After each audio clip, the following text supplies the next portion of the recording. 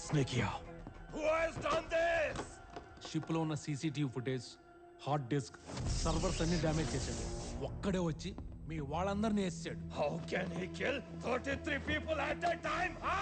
ఇది opposition gang పని అంటావా? కాదు, వాళ్ళకంత గట్స్ లేవు. అంటే కాంట్రాక్ట్ కిల్లరా? కాదు, ఆ కిల్లర్ ప్లానింగ్ తో చంపలేదు.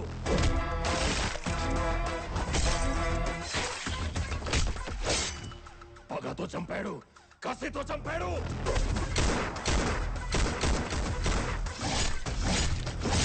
He's a cutthroat, cruel guy.